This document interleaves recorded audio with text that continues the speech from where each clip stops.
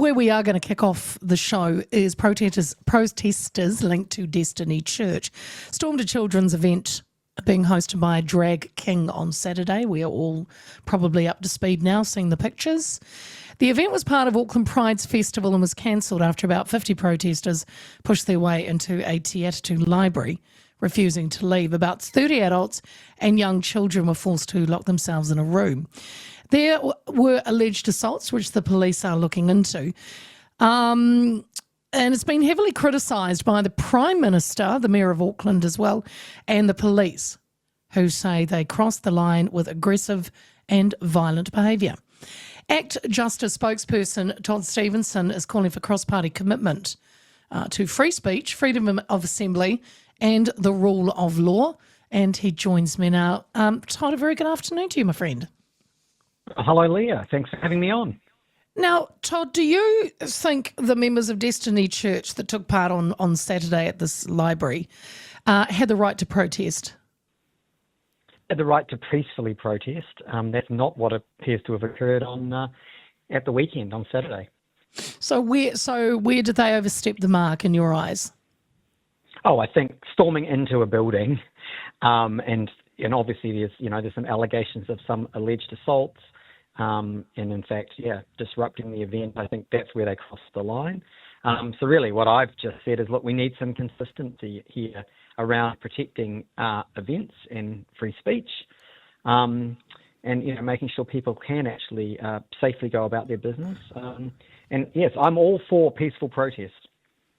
When you say consistency, can you explain? Was there another protest that you refer to, or what do you mean? Well, I actually called out. I mean, I think Labor and the Greens have been very inconsistent. So, 2 years ago, I'm sure many of your listeners will be familiar with what happened at Albert Park, where there was a speaker, overseas speaker, talking around transgender issues. Again, having a peaceful assembly of people to actually, exchange different ideas, and that was again disrupted, and an actual assault, which has been gone through the courts, actually occurred. Some other kind of thuggish behaviour as well, but none of the I note none of the Labor and Greens MPs came out on that day and said that had gone too far, and that no, we they should didn't. actually be protecting freedom of speech. So I'm really just calling for some consistency, Right. And again, that's what happens. You don't always have to agree with these events or what they stand for, but you do actually have to protect people's rights to hold them and actually be able to express their view. And again, on the other side, very happy if people want to peacefully protest, but either, storming an event and causing an actual assault, as it happened in Albert Park, or what we saw at the weekend, where a community centre being stormed, and again, another alleged assault taking place, and obviously some very scared people inside that community centre.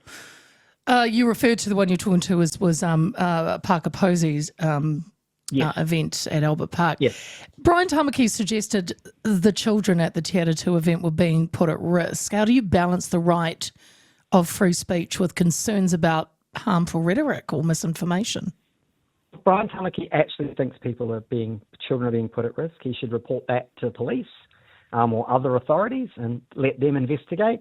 There's a number of other options available to him. He could have had a peaceful protest outside the venue, within the confines of what would be proper.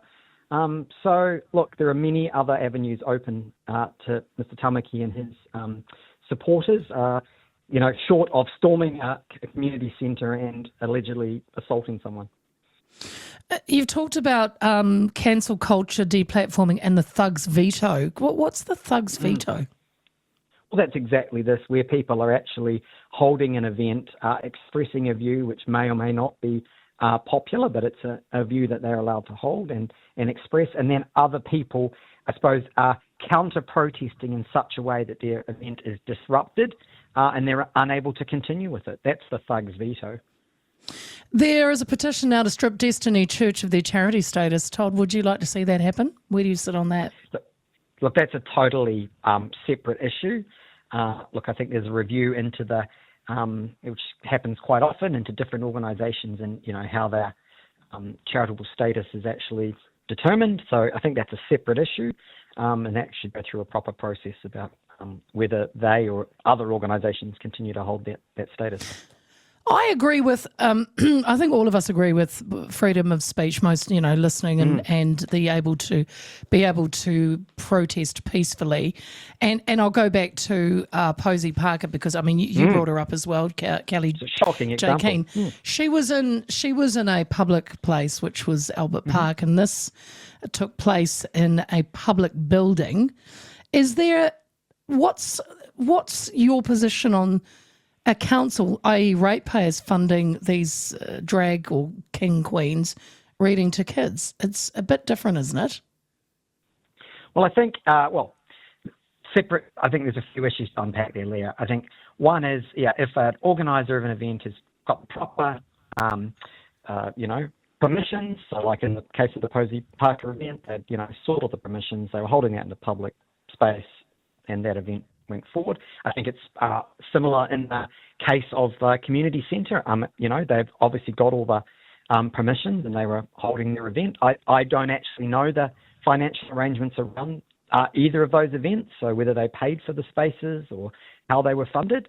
But I think so long as they've gone through the proper process, that allows them to hold their event peacefully. And so, that's where I fall on those issues.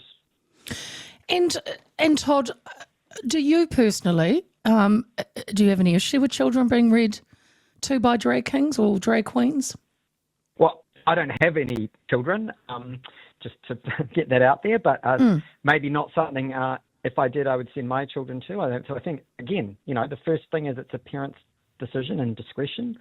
Again, I don't know the actual, I'm going to be honest, I don't know what the actual event was happening there. Obviously, we know they were reading to them, etc. But beyond that, I don't actually know how it was advertised or presented. But I think, as I said, I think that's a choice for individual parents. If Mr. Tamaki actually thinks there is an issue, and he thinks somehow children are being endangered, as I said, first port of call is the police. But if there are other arguments that he doesn't think that our laws are actually, cater for protecting children in a particular way, well, then he should actually present those arguments, particularly to parliamentarians, and make the case. He hasn't done that to my knowledge. All right, Todd. Hey, look, I thank you for your time this afternoon. That is Todd Stephenson, who is the ACT Justice spokesperson.